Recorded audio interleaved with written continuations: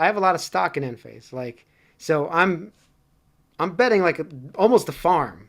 35%, 40% of my net worth is literally in Enphase. Yeah. $0 are in SolarEdge. So SolarEdge can go to hell. We're going to go over the call that they had, their Q1 2022 call. And I've already started it, and I can tell you, it's not as bad as it all seems. Maybe we should be investing in SolarEdge, you know? Ooh, okay. Could be famous last words. And I've highlighted some things, but we're going to listen to not the entire call. Look, we're going to include a link if you want to hear everything, okay? On So there, you yeah. guys have to figure out how to find these things for yourselves too. But we're going to go over the important parts, and we're going to skip some parts. So it's up to you to obviously, if you want to hear the whole call, please don't complain in the comments that we're talking over this call. Yeah, so today we're going to watch selected portions of the earnings call, and we're going to have a discussion about some of these sections, and we're going to dish out some points. We're going to dish out some points and take away some points. We're going to play this at 1.5x because the call's an hour long. So I want to make sure that we speed it up a bit, and we'll respond to whenever we feel it's interesting. Just tell me to stop, okay? Thank you, Mike. Good afternoon, and thank you all for joining us on our conference call today. Starting with highlights of our first quarter results. We concluded the quarter with record revenues of approximately $655 million, more than $100 million over our previous record revenues achieved last quarter. Revenues from our solar business were at a record high of $608 million, while revenues from our non-solar business were $47 million. This quarter, we shipped 5.7 million power optimizers and 211,000 inverters, an increase of 600,000 and 14,000 units respectively from last quarter. So I think it's already worth giving them a point, honestly. That's pretty impressive. That's pretty impressive. 211,000 inverters is 211,000 installs. Yeah, these are the main inverters to point out at the house. So Right. yes, that's a lot of installs. Well, it could be some houses might have multiple inverters, so we don't know that. Yeah, that's a lot of inverters. The other thing I want to point out, 5.7 million optimizers. And let me see if I remember my Enphase numbers correct. Enphase has a capability now of up to 5 million a quarter. I don't think they're actually making that many at this point, meaning selling them. Right. I forgot the exact number, but they're That's not selling a lot of optimizers. If this is in one quarter, it's more than Enphase sells of microinverters. That part is for sure. So impressive numbers, I got to say. increase that's more impressive is the units. I'm definitely going to give them a point because I was impressed. So you Yeah. guys at SolarEdge, you get a point for that. That's awesome. Our solar business grew quarter over quarter by 21%, driven by growth in all segments and geographies, including record quarterly revenues in the United States and 14 European countries, including the Netherlands, Italy, Poland, Spain, Switzerland, and the UK. So I'm giving them another point. I mean, like, because look, the beginning is going to be full of information, obviously, because they're trying to tell you all of the cool stats. This is quarter over quarter, 21% in all segments, all geographies. So once again, that's an impressive number. To grow 20% in a quarter, let's see if it continues. If it continues this year, that they're still growing 20% plus per quarter. Remember, we're talking about it. It's not per year. Yes, I am just a little skeptical about this because this is looking backwards, right? And we're talking about going forward now. Right. And the effects of inflation, like if milk is costing you twice as much, you're not buying solar panels. So I'm just curious to see. That's really impressive, but that could be the last quarter of this amazing growth before the reality of inflation hits them. It's not even about supply chain anymore. It's about a demand chain, like they might have a demand chain problem. Just like Enphase, SolarEdge is supply constrained. They can't make enough of these things to sell them at this point. And so, At this point in the environment that we were living well, in. but you mentioned the whole milk thing, and I just want to talk about that because let's say milk is double the price. I'm still getting solar panels because gas is double the price. So now a lot of people, I do feel, are thinking, I should buy an electric car. I should stop waiting because energy is going to keep going up. So I'm not canceling my Tesla, even though I don't want to spend all this money, because I feel like there's still a cost benefit analysis I'm doing where I'm no longer spending for gas for the next 10 years. Yes. But these numbers were readily available before we had any of these. People don't think that way until there's a problem. You know that. Me and you thought about that way. Sure, but I think people's first instinct will be to buy an EV, not to put solar panels on the house. That's the first thing they go, I'm going to get rid of it. I need to get rid of this $6 gas. But Yes. to your point, though, we're moving into that part of the year. I don't know how it is in New York, but there's one quarter in the year out here where you just get this insanely high electric bill. There's nothing you can do every year. And it always The comes summer at the end months. of- Yes, the yeah, summer months. in August. So no matter what you do, that bill is just out of control.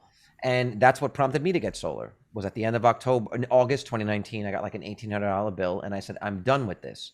So I think we've got these two conflicting forces. That's going to happen to people now at the end of August, but we're talking about this market, which is just in the toilet. And so when you have the markets in disarray and you have inflation, right, which they just announced, what is it, 75 basis points, you've got these two conflicting things, right? Where people, the demand might be there, but is the physical capital there for people to spend on this kind of thing? Even with the math, that totally makes sense. And there's a lot of these that you can buy like no money down. I just don't know that that's what people are thinking. So that's why, personally, I could give them a point for that because it's great, but I do think that next quarter will be a little bit different. So I'll give them a point for that because it's great. That is fantastic. It tells me that if the macro cooperates, they'll keep growing 20% quarter over quarter for a while. But the macro's not cooperating with anybody. So I do want to push back on that. I think companies like SolarEdge and Enphase are in the bottom of this S curve that's starting to steepen. They're not going to have any issue selling any of their product at this point. They're not competing against everybody else like normal. Like if they were selling solar panels, I think you're right. I think there's so many other manufacturers and it's a commodity. They're selling something everybody needs for solar panels.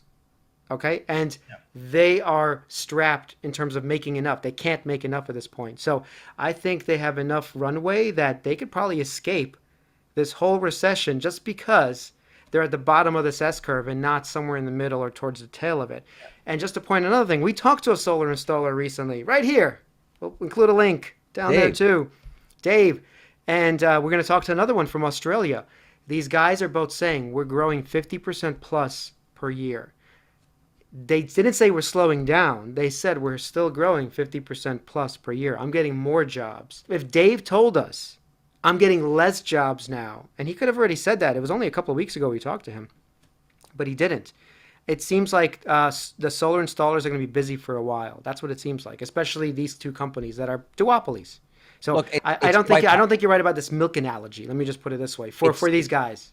It's totally possible, right? It's totally possible. But the time from when like a customer signs a contract to when you execute, it's short.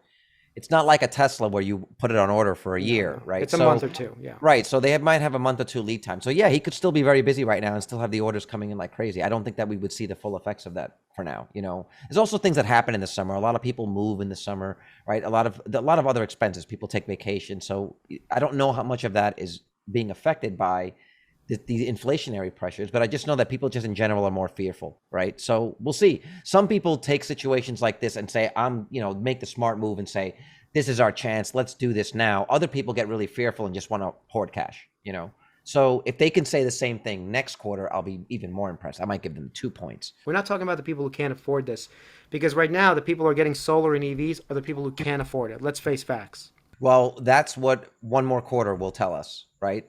Because more than one, I would say I feel 2 or like 3, if but they still say that one more quarter, considering the lead time or the time from when you sign a contract to when it's executed. Like I said, guys, we're not covering this whole video. This whole call. We're just going to do the important parts and also the questions to the CEO. Those are important for us, for the analysts. There's a lot of attention recently to what is happening in Europe, and I would like to add some color on this topic since it is a large source of our revenues. Traditionally, the first quarter in Europe is seasonally lower than other quarters, with significant pickup in the second quarter of each year. However, this year, we have seen significant increase in demand already in the first quarter, and the growth in our megawatt shipments from Q4 2021 to Q1 2022 was 40% in the residential segment and 52% in the commercial segment. So I'm going to stop it right there and give him another point. Yeah, that's 3 points. Good job, guys. We actually went over the Enphase call, and they also grew quarter over quarter, 40% approximately in Europe. So this is showing that this is not an Enphase thing. It's a solar thing that's happening. And these two duopolies that have to be under each panel are both winning in the same respect. They're both growing 40% in Europe because even Europeans get it. We have to switch to solar. Well, yes. And the Europeans are a little bit more, I think, climate conscious in that sense. It's just a little bit more educated. When you have a smaller country like that, when people have basically the same weather, I think they get it. Right? Where the United States has an incredibly diverse geography or topography where it would take longer, right? I think you're right about that, but the energy prices are affecting Europe especially more. I'm thinking Europe is going to continue this type of growth faster, not slower like you were saying. I think the milk thing is out the window. They know, a lot of those people, we need to switch. I agree with you, and I agree with you on the commercial side. I'm just not sure that the residential can keep up. For the people that are on the brink, you know. But again, it's not like they're going to have a bunch of pre-orders that we can see canceling. It would just show up in either commercial becoming a larger and larger portion of their revenues, and some of the residential revenues dropping down. This is why I feel like, at least for me, I'd want to see what one more quarter is to compare it to this. The last thing I do want to point out is that they have a commercial segment, and Enphase is still growing their commercial segment. So this is another point I'm going to give them. That's 4 points for me, by the way. The commercial segment grew 52% in Europe, which I don't believe Enphase has this growing in the same respect as SolarEdge. I think SolarEdge is more entrenched in the commercial segment. So this is one thing they possibly have on Enphase that I don't hear enough about Enphase doing this. I know they're growing their commercial segment and they're doing a bunch of stuff, but I don't think it's as big as SolarEdge's. And if somebody wants to correct me in the comments, please do, but I need actual facts, not your opinion. Put it in the comments. I think SolarEdge is actually winning this one in terms of commercial. With this, when we examine the sellout data from our distributors in Europe, it is at an all-time high, and inventory days on hand at the distributors are exceptionally low. Considering the current dynamics in Europe of elevated electricity prices, supportive government initiatives, and our historically strong position in this region, and taking into account our current portfolio and new products we plan to release in the coming quarters, we expect our strong growth momentum in Europe to continue. In order to meet the high demand in Europe this quarter, we did have to ship additional products by air, which in combination with the euro to dollar decline put pressure on our gross margin. Ronen will elaborate on this in a few moments. In the U.S. as well, this was a record revenue quarter. I mean, this is going to be important because I think they had negative EPS. Right. Yeah, so the EPS they missed. I just want to point out EPS of 120 misses by 11 cents. Okay. Revenue of 655 million, it grew 61.55% year over year, beats by 20 million. But I think they're saying they were affected because they had to ship their product. Here he goes into it. Hold on. By air, he was saying. Considering in order to meet high demand in Europe this quarter, we did have to ship additional products by air, which in combination with the euro to dollar decline, he's giving an excuse here. So I don't know. Enphase didn't have an excuse. I think I'm deducting a point, actually, because Enphase did not have the same problem. They just, more or less increased their margins, beat EPS, and did much better in the quarter than SolarEdge. So I think I went from 4 points to 3 points now. I'm going to leave it the same because it's something that I can understand. Unless they want to pass that off to the consumers, right? Unless they want to jack up the prices to keep the gross margins. I actually think it's okay to eat some of that in the gross margins to keep your customers happy. Look, I'm totally fine with it, but I'm just pointing out at least the difference because I know we listened to Enphase's call, and Enphase totally beat on everything. They didn't have this issue. Even if they did, they hit it well. Let me put it this way. Mm-hmm. So it just shows the different managements as well. One handled it better than the other. I think that matters, In particular, we saw high quarter-over-quarter growth in the commercial segment, where megawatt shipments grew by over 40%. This correlates with the global strong commercial momentum that we described in the Analyst Day that is associated with corporate ESG focus and high electricity prices. We continue to grow also in regions outside Europe and the U.S. with record revenues. Noteworthy among these countries is Taiwan, where we shipped this quarter more than 50 megawatts of products, and in Japan, where we are ramping sales and installations of our newly certified residential offering. On the product side, we shipped this quarter approximately 100 megawatt hours of our SolarEdge home residential battery. Can you go back we are to seeing that? good market acceptance. And right there, they said 50 megawatts of products, and in Japan, where we are ramping sales and installation of our newly certified residential offering. So they just opened up to be able to operate in Japan. I got to give them a point for that. Let's talk about this for a second. That these are multinational companies selling all across the world, and they're expanding into new regions. Well, it sounds like they're expanding into Japan for the first time. Yeah. Okay. In Taiwan, they sold good their news. That just means they have more customers. Good news. Right. So once again, these are duopolies. So they're going to come into markets and take over because they have the whole network, they have the engineering, they have the factories. They're whatever small players in existence are, and we've talked about them even in our solar installer. I pointed at NEP, right? Yeah. Releasing some microinverters and stuff. Yeah. Who's going to buy that? Like, why would you want to risk like your reputation as an installer even on some unknown brand? Like, you're just not going to do that.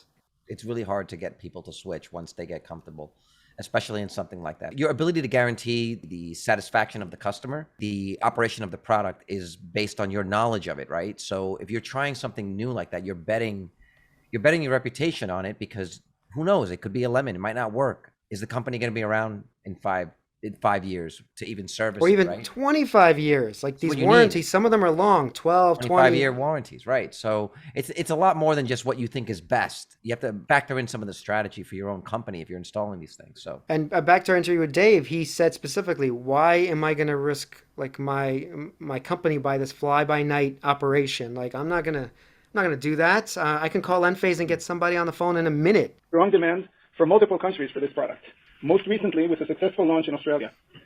Customer feedback continues to be positive, in particular regarding ease of installation, multiple battery flexibility, and the overall advantages of a DC coupled system.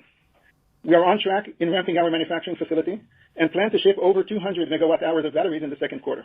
On the product side, we shipped this quarter approximately 100 megawatt hours of SolarEdge home residential battery. This is a new business segment for them, so they're starting ramping up just like Enphase did possibly a year ago their battery segment. So now they're going to compete head to head with Enphase on battery installs as well, which is, I got to give them a point for that. I guess that matters that they're vertically integrating, and that's part of the business now. That you're investing not only in these optimizers and in the inverter, you're also now buying the battery business. yeah, likewise. It's also the data. They just get much better data, and having the battery on the system can support it. So it should lead to less servicing, right? Because they have the whole ecosystem, right? And I wonder what happens. Like this is a separate discussion, but there's other people who make batteries. So we even talked to like NeoVolta, Brent. for example. Brent, Yeah. great guy, great company, great battery, right? But I'm wondering what happens to those types of smaller operators as Enphase and SolarEdge completely take over this market They in get terms of bought battery out. tech. They get bought That's out. possible, or they go Clearly, bankrupt, right? clearly, they get bought out. You can't compete your way out of it. So you just get bought out. Do you see why I'm saying that these guys are just basically a duopoly? Oh yeah, no, I agree that there's no one I can think of out there in the outskirts that's going to come in and start taking the lunch. But it's not to say that just because they're a duopoly, it's this guaranteed return. There's so much that needs to happen in terms of education of customers. These are really high ticket items, so they're only going to go for like homeowners, right? Or people who Well, own and buildings. commercial Like, too, yes. well, right, the commercials are a separate thing. And we have inflationary pressures when people don't have the money that they had before. But then you have rising energy prices, and all of this math to switch to solar was there before gas was $6. But now that people want to switch, maybe they don't have the money to switch because inflation's so high, So Yeah, but it's I'm saying one of forget those about things. this part. Look out 5 years, 10 years. I'm saying they're duopolies that you do want to own at some point this business because they're literally taking over the energy of the world at this point. And it's going to take a long time. It's not like it's all going to be all solar, 100% solar in 2030. I don't believe that. When you go 20 years from now, fast forward, sure, 20 years, obviously. But there's a lot of Yeah, but companies if you that invested in Apple or Google or Amazon 20 years ago, look where they are now. Like this is what I'm saying. You're fine. You're fine. And now, I'm not disagreeing with you. I think that they're a part of the turning over of the energy division now, right? These are like those new budding companies that are going to be household names in 20 years. Even at the prices now, it seems like it's high now, but in 20 years from now, like you said, with Apple or Amazon, just look at the returns. These are literally duopolies that whenever you buy them or you DCA into them, I'm not saying buy today, go ahead, jump it all in. 5 years from now, you're not even going to recognize these companies. They're going to be on a different level than they are right now in 5 years, which is 2027, let's say, 2027. They're going to be in a different world than they are right now that me and you can't even fathom because how energy, like we're talking about energy prices are not going to go down. That's correct. Even if oil does return a little bit, it's not going back to $2 or $1.50, whatever people are thinking. Like, I don't think that's happening. And if it is, it's only because government subsidies are letting it happen. That's the only reason it would happen. The other part of it too is once they lose a customer, they never get them back. Like, I don't know anyone that's bought an EV and switched back to an ICE vehicle. I don't know anyone that's put solar on their home and decided it wasn't for them. So that's it. That's That a big customer's purchase to gone. then decide, like, you know what, I don't like this. Not for me, But you get what I'm saying? You don't Hold lose on. that customer. I like to burn hydrocarbons personally. Yeah, like I don't know anyone that's like, this is ridiculous. I can't stand all this power. This is too convenient plugging my car in at home, or you know what I'm saying? So you lose that customer and that's it. They're gone. They never come back. And then their kids are grandfathered into that. And the thought of legacy energy would not even occur to them. So it's going to happen. I think, we're saying the same thing. I agree with you, but I just think I'm a little bit more bearish on the macro environment that we're in right now in terms of investing in the stock. Although I like what I'm hearing from the CEO. I'll set this up to make it really impressive. This Uh-oh. is my payment. I'm gonna blur out obviously my address, but Yeah. this is my payment to my electric company for last month. I have to pay this month obviously for Oh, last right. month, right? Right. This is my payment here, $3.25 for all the electric I used from my provider, okay? Right. JCP&L. So, and even that, I feel I shouldn't have to pay them anything. But, just to be connected, you have to pay Right. some money, right? Right. Right. Right. This is basically a connection fee, and it's went up. It used to be $2.50. Now it's Oh, inflation's crazy. now it's $3.25. But this is how important switching to solar energy is, that a lot of people who don't have panels and haven't paid it off for a while and don't know about this, that eventually your electricity is maybe not free. Maybe you do have some bill, but it could be minuscule compared to what you used to have, Right. I don't think anyone's disagreeing with the math here, but the math has been around. The math has been around for years, right? And Yes, it has been around for years. and Math has so been around for a while. anyone that you show those numbers to will agree with you, but they still don't pull the trigger. So yeah, guys, as I said, we're not going to get through this whole call. It's more about us discussing SolarEdge and what they're talking about, because these are important numbers that we never really had an episode about, right? So this is the first time I feel like we actually did a proper SolarEdge video where we're actually discussing a bull case for SolarEdge, because we've never discussed it. Oh, let's be honest. It's really more of an Enphase and a half video. We would have mentioned SolarEdge is getting a mention in this Enphase video. No, it's a SolarEdge Hiding video, as Enphase is hiding. I have a lot of stock in Enphase, so I'm betting like almost a farm. 35%, 40% of my net worth is literally in Enphase. Yeah. $0 are in SolarEdge. So SolarEdge can go to hell, okay? I just want to be clear. More customers for battery. Enphase has to succeed because I've just got so much damn money in Enphase, obviously. Right. But there's no bias here, and it's not financial advice. No, definitely biased. Definitely biased. This is biased, and it is financial advice. It's not financial advice, but I'm biased towards Enphase. But I do want to Enphase. know, look, a good investor wants to know if there's someone coming up behind, right? Or even technically Solar just in front, but we just want to know what's going on with the competition. And if they're doing anything reasonably good, then, maybe I should just have both. At the end of the day, I should just have both and not try to pick a winner. Let the market choose the winner, right? Yeah. Seeing strong demand for all of our other SolarEdge home products, including water heaters, meters, and most notably our standalone and inverter integrated EV chargers, of which we shipped approximately 8,000 units worldwide in the first quarter. Okay, so there's a lot of, look, this beginning That's is the very point. packed. There's a Yeah, lot of that's the stuff point. happening here with SolarEdge, obviously. They are not standing still. That's clear. But let's read this just to make it clear that this is really important. We are experiencing strong demand for all of our other SolarEdge home products. This is besides the power optimizers and the inverters, including water heaters. They make water heaters? I didn't even know that. Right. Meters and meters that go onto the actual house. I thought that was somebody else, but they make them too. And most notably, our standalone and inverter integrated EV chargers, which they shipped 8,000 units. That's not a lot, but I think it's a new business. So I'm giving them a point that they have this whole lineup of vertically integrated products, which I didn't even know really existed. Like the water heater thing, I had no idea. Yeah, well, I didn't know that either. I just looked up their like metering thing. And it's not like the net meter. It's more like an energy meter. Like what app was that where you could connect it there and it would tell you what's using what? It's more like that, like an aftermarket in the panel. That's what it looks like to me anyway. It's a consumption meter. That's what it is. So it's like So that's interesting. Like all these vertically integrated companies, like meaning Enphase and SolarEdge, they're gonna start selling you the smart meters for your house, right? They're gonna start selling you all the ancillary stuffs to control it.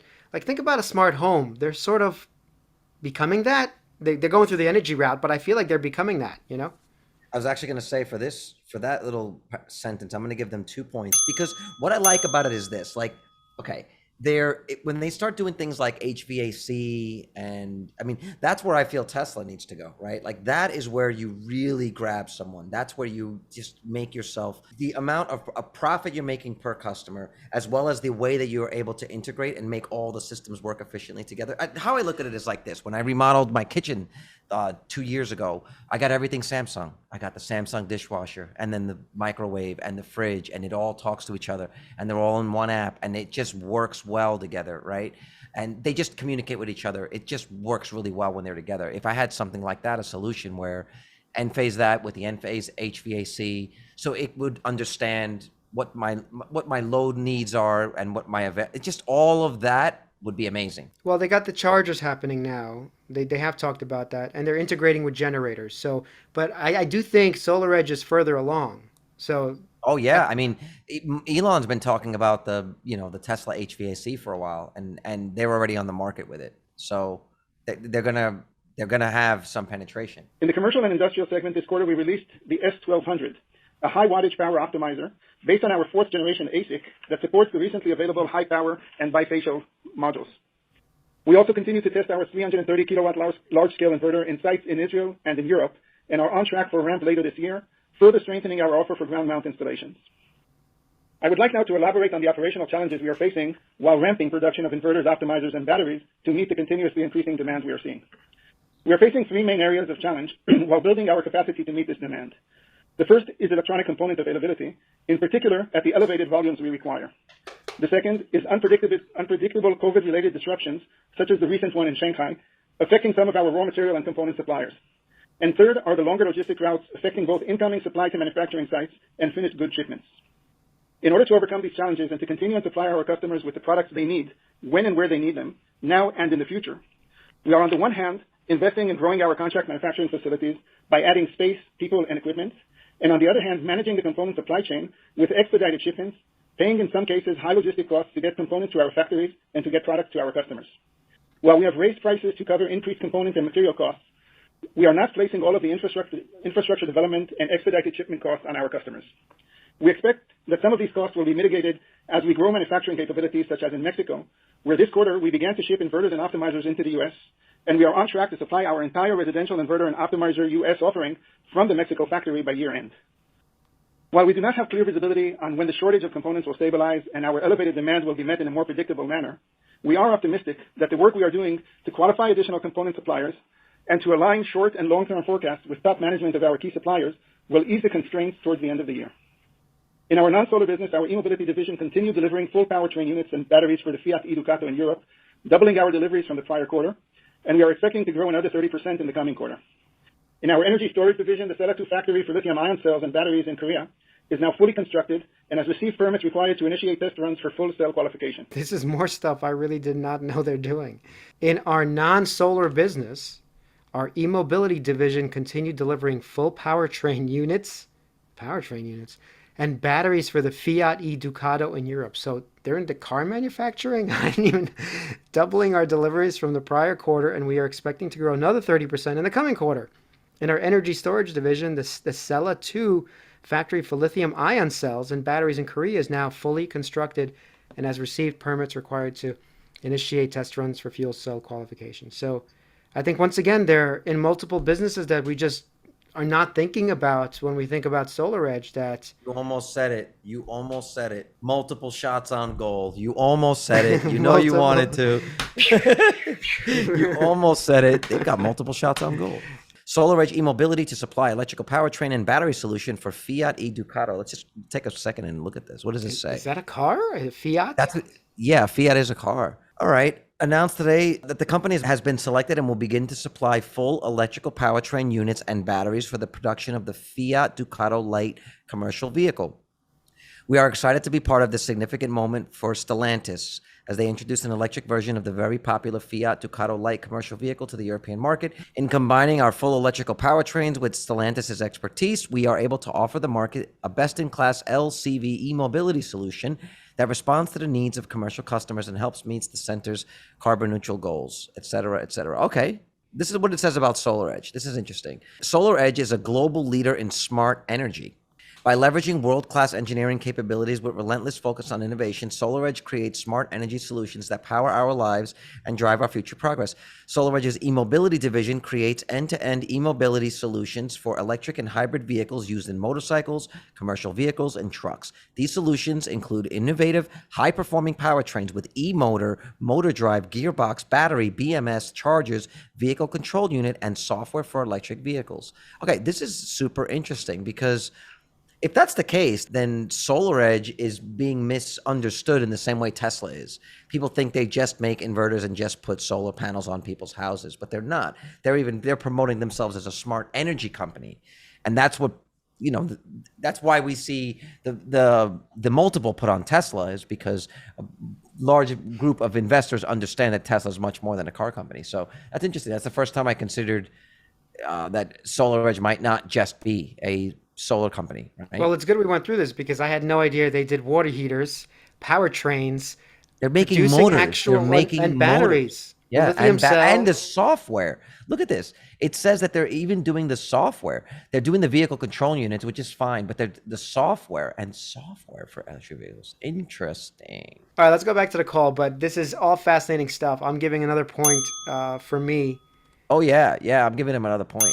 Yeah, but you were also a little stingy on one of them. You only gave them a point when I feel they deserve two. Okay, I'm giving them 2 That's points. that's I'm going to fine. give them. They're now at 7 for me. Good That's fine. job, SolarEdge. Yeah, much better than I thought because this is all new information that I think me and you both had no idea was. No, but this is what I'm saying. We wouldn't be doing this if SolarEdge was at an all-time high.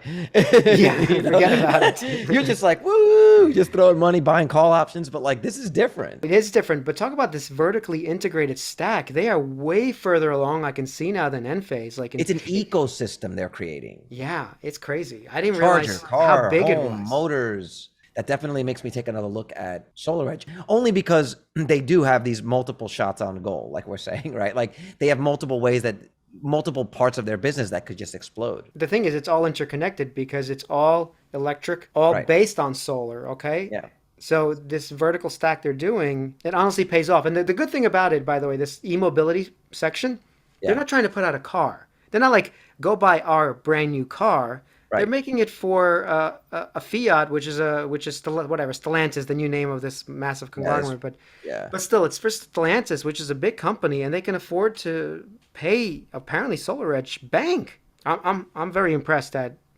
I had no idea that they were doing this. So now I'm going to keep track of that whole section. That if Yeah. they It's get more of interesting. this business, then we should be pricing it in and saying, you know what, maybe Maybe they their are PE undervalued. yeah, they're undervalued. This PE is too low. Yeah, Interesting. and All well, right. first of all, they're 10 billion less than Enphase and have more businesses. More arms. Before we continue, let's point out we do have a Discord here, and we are talking about obviously Enphase all day long. And Pilot, here you go. Snoop is dancing in this one. Rocking out, rocking out. SolarEdge, we did have our video where we talked about Enphase and SolarEdge, so not a lot of discussion has been happening here in SolarEdge, but Yeah. I think more is going to happen now that that we're actually showing that This is this is a some bigger interesting. company. Yeah, this is some interesting information. And I do want to point out that if you join our Patreon, we do have private things for people who join it. It's only $5 to join. We have our trades. I've been buying. I think Carlos is waiting to buy anything, but I've been sort of DCAing some dividend stocks and some bigger companies like Google and Amazon and all the big dogs, basically. So I'm slowly still DCAing. I haven't stopped doing that. For the people who join our Patreon, they can see that. We have member updates, obviously, and special videos for them, Patreon-only episodes. Stock alerts, we do have to do more of those, but everything is down, so not a lot of Delete alerts. that. Yeah, honestly, just delete that channel. Like, Just delete the channel. But yes, it's only $5 if you want to support us, $10 if you like really love what we're doing, and obviously $20 if you want to make it rain and get me and Carlos late occasionally. occasionally. I know, but like $20 seems so cheap now. I can't Yeah, do anything with it. I can basically get a gallon of gas. Yeah, 1 gallon of gas. If you guys want us to have 1 gallon of gas a month, just make it rain, Right, that's baby. what it went. It went from a cup of coffee. Now it's like, screw it. I just want the gas. Yeah, exactly. Or before I siphon it out of someone's car. Right. Okay, back to the call. This is an exciting period where we are capitalizing on our long-term investment in a broad portfolio and global presence and are significantly growing our infrastructure and our business globally, albeit in a challenging operational environment. With this, I hand it over to Onen, who will review our financial results. Thank you, TV, and good afternoon, everyone. This financial review includes a GAAP and non-GAAP discussion. Full reconciliation of the pro forma to GAAP results discussed on this call is available on our website and in the press release issued today. Segment profit is comprised of gross profits for the segment less operating expenses and do not include amortization, stock-based compensation, expenses, and certain other items. Total revenues for the first quarter were a record $655.1 million, a 19% increase compared to $551.9 million last quarter, and a 62% increase compared to $405.5 million for the same quarter last year. Revenues from our solar segment, which include the sale of residential batteries, were a record $608 million, a 21% increase compared to the $502.7 million last quarter, and a 62% increase compared to $376.4 million for the same quarter last year. U.S. solar revenues this quarter were a record $265.2 million, a 3% increase from the last quarter, and represented 43.6% of our solar revenues. Solar revenues from Europe were a record $285.4 million, a 48% increase from the last quarter, and represented 47% of our solar revenues. Rest of the world solar revenues were a record $57.4 million, a 10% increase compared to the last quarter, and represented 9.4% of our total solar revenues, with a very strong quarter in Israel, Australia, and Japan, and a record quarter in Taiwan. They said a 19% increase compared to 551.9 million last quarter, and a 62% increase compared to the 405 million for the same time last year in the last quarter, right? So a year ago. So 62% over a year, that's a massive increase. The one thing that sort of is weird, though, U.S. solar revenues this quarter were a record 265 million, a 3% increase from the last quarter. The U.S. revenue seems like, because they did make 19% more increase, and I think maybe it's because Europe actually grew so much more, and their U.S. seems to be, maybe that's why the stock is not doing as well, because the U.S. is not growing as much as Enphase's part is. For Enphase, the U.S. is growing massively, not this paltry 3%. Oh, but I don't think they're looking at the specific markets. I mean, overall, well, that matters. Yes, the U.S. is the biggest market for this. That matters. You're right, but I mean, there's still a 62% increase from the same quarter last year. So that's hard to deny, right? This is actually taking me aback, where I feel like I might be taking away, I guess, point. Let me just write this down. A 3% increase from last quarter for U.S. solar revenues. I don't know, because now to your point, if a recession hits SolarEdge, maybe the Europe does do better, and I mean that is such a paltry number for an increase or a quarter over quarter for the U.S. I'm saying it just means that in the U.S. people were not pulling the trigger. That's a little bit scary for actually SolarEdge, because Enphase had a much better U.S. quarter. I forgot the exact number, but this is a paltry number. And if you could read the next line, solar revenues from Europe were a record 285 million, 48% increase. So they're getting all of this money, all this increase from Europe, now not from the United States. Right. They're getting most of their revenue abroad. But then again, I think you said earlier, Europe is a lot closer to the current situation out there, and so it's hitting a little closer to home. Let me look this up, because this is actually important, and then we'll just go to the Q&A after this, okay? I did look up Enphases right now real quick, and it says, let's move on to the regions. U.S. and international revenue mix for Q1 was 84% and 16% respectively. In the U.S., revenue increased 9% sequentially and 49% year on year. So 9% sequentially over the 3% we just mentioned, that's a 3x increase in Enphase. I mean, it sounds like 9% big deal, but it's a 3x. It's still single digits. Let's be honest. It's still single digit growth. This is over a quarter, so I just want to point that out. So if this continues, it's still 9 times 4. That's massive growth. 3 times 4 is 12% over the year, which is okay, but I would have expected way bigger, honestly. And Enphase 9%, but hold on, even if you do simple math, times 4 is 36%, right? That's a big difference, huge difference. All right, so we're going to skip, like I said, to the actual questions. Let's talk about the questions now. Hey guys, thanks for taking the questions. Appreciate all the updates here and some of the moving parts on margins. Appreciate you guys walking us through that. Maybe on that topic first, Ronen, for you, I know you had talked about in the past couple quarters, as well as on the recent Analyst Day, that your target margins for the inverters and optimizers specifically was 35. Getting back to kind of that 35 to 30% level in the second half of 2022. Just given all that you're facing real time, is that still the target for the back half of the year? Do you have visibility into that? And maybe what are the 1 or 2 big pieces that get you from I'm kind of backing into kind of a low 30% gross margin for those particular products right now? So there's maybe a 400 or 500 basis point pickup you need if you're still targeting that. Where would you get that from over the next couple quarters? Thanks. Okay, so first of all, thank you very much for the question, Brian. So first of all, yes, the target is still, as we mentioned in the Analyst Day, to go back on the inverters and optimizers to 35 to 37% gross margins. And I think that when we are analyzing this and what should happen, I think that we need to differentiate between items that are within our controls and those that are beyond them. In the items that are within our control, the first thing that happens is actually the fact that we are ramping Mexico very nicely. Next quarter alone, the Mexico factory is supposed to provide about 20% of the products going into the United States. And this obviously reduces the cost of shipment and the need for expedited shipment. The second issue that we do see as well is the fact that we continue to get components or expect to start getting components in a more regular way that will reduce the necessity to airship products and sometimes airship components to the manufacturing site. And this is, of course, going to impact as well. And the third issue are the price increases that we have affected starting Q1 and will materialize into Q3 that are compensating for some of these elevated costs and some of the costs associated with increased price of our components. All of those items are within our expectation, and we simply execute on them one quarter after the other. I'm gonna give him a point. I like the fact that he was just straightforward and answered the question, and I also feel like there's a bit of confirmation there that he's saying what we're seeing in Q1 it will materialize in Q3. I feel like if they can deliver consistently throughout the year, maybe just like maybe not crazy beats, but just don't miss. This is going to be very good for them.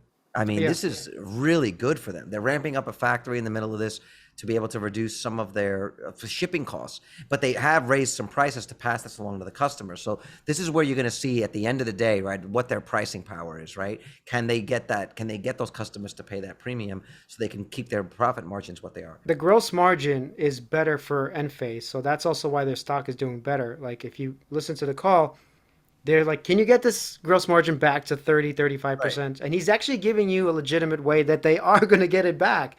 He actually gave an answer. We listened to a bunch of other CEOs. I won't name any names, but there's no answer at the end of the day. And he's saying, look, we're opening up a factory in Mexico. That's going to lower our shipment. That's going to save us some money, and our gross margin is going to move up. We're trying to aim for, I think he said 37%. These are real.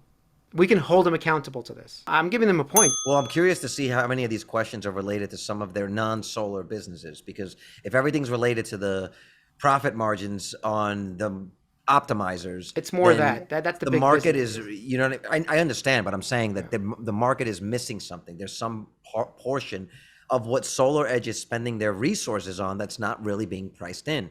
And this is what was happening with Tesla for years.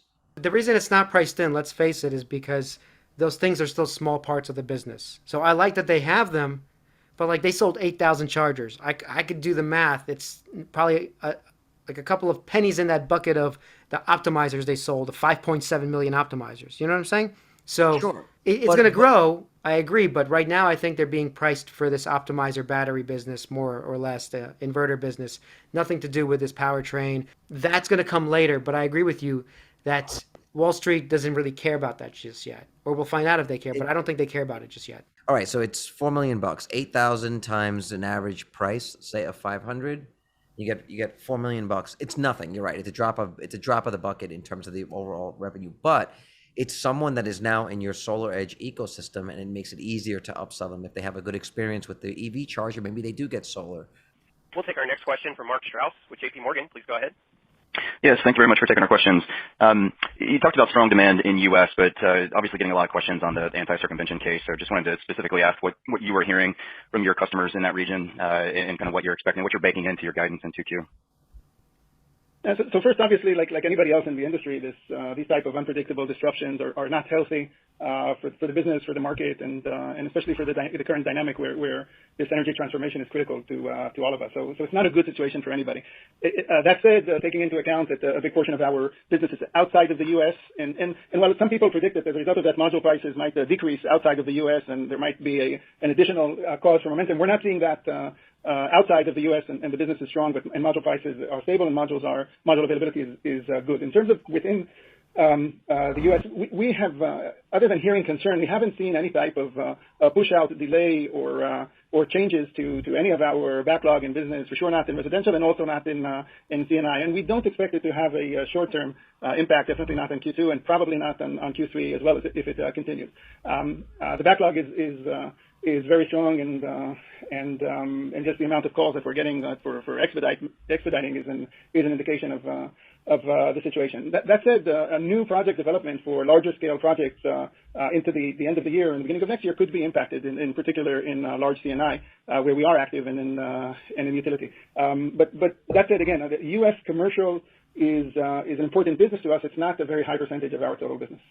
Okay, I think he answered your milk question by saying the backlog is very strong, and just the amount of calls that we're getting for expediting is an indication of the situation. And he talks about Q3 as well, that it's going to continue. No, because I'm responding to you. You keep trying to attack my milk analogy, and he Yeah. did not defeat my logic, because the people that are buying those are not the customers; those are the installers. So their backlog is fine because installers will buy. When they say customers, their customers are not the same as their clients' customers. So this is why I would want more information, because the customer that they're talking about is Dave from Solhome. He's buying the inverters and then selling it to the customers. Yeah, but presumably at a he's markup, buying, right? he's just not buying millions of inverters. He has customers who also want solar projects, and he's ordering. Obviously, he has some stack in his office, but he doesn't Right, have he's got enough a for couple. 20 installs or 30 installs. He just has some stack for the next one or two.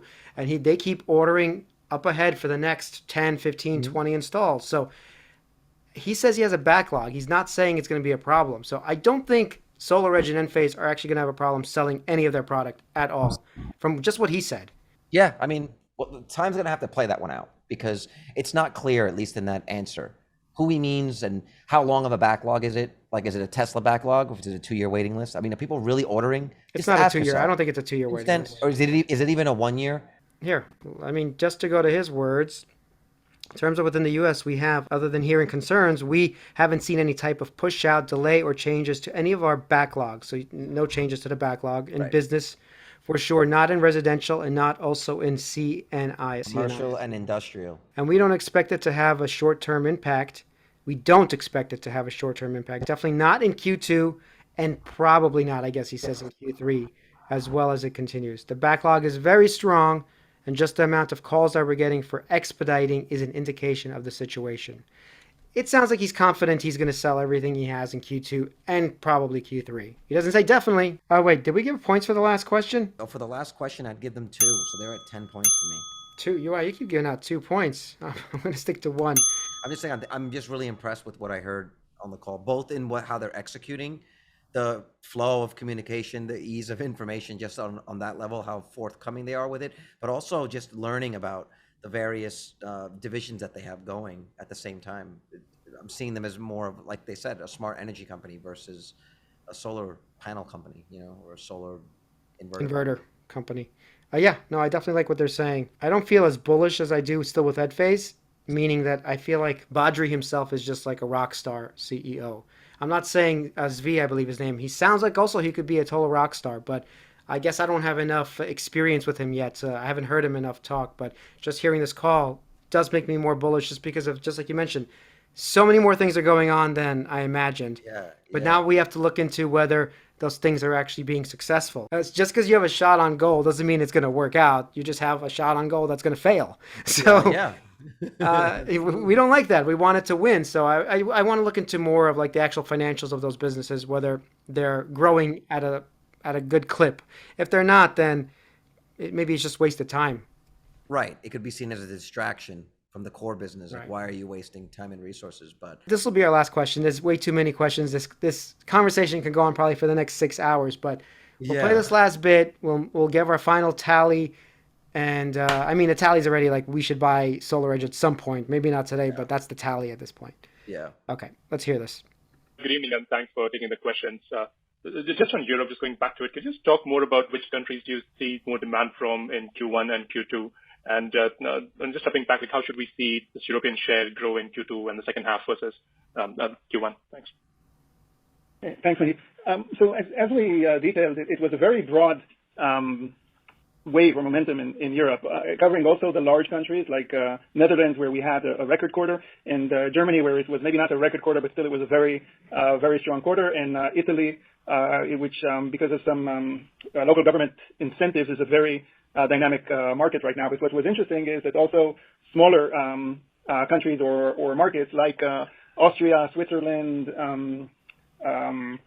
Sweden, Poland for sure are becoming sizable markets, and the drive to increase installation rate is happening all of these because they are all affected by higher electricity prices. And if you assume that those electricity prices are not going to go down anytime soon, then the expectation is for this momentum to continue. We are definitely in our projections for Q2. There is nice growth in Europe, and again we assume that continues. And in parallel, also battery shipments and battery attach rates will increase in these markets. Germany is a very battery-heavy country, but the other markets like the UK, Netherlands, and Italy, until a couple of quarters ago, were not so heavy on batteries, and right now are markets with a lot of battery installation. So it's kind of an exponential effect, where solar installation rate is going up, and the revenue per installation, if you will, or cost per installation is going up as well. So we are projecting continued strong momentum in our numbers coming from Europe. He's saying that he's making a lot of assumptions, though. He is definitely he's baking into that answer the possibility that things could change, because he's saying if these things continue, if electricity stays at the same price, blah blah blah, we expect the growth to continue. We know electricity is going up in price. We know that, especially in Europe, where they're experiencing closer to the scuffle. The scuffle. Should have a shirt called the scuffle. But the scuffle that's happening around those regions that we can't speak about on YouTube because Google will want to demonetize us. Yeah.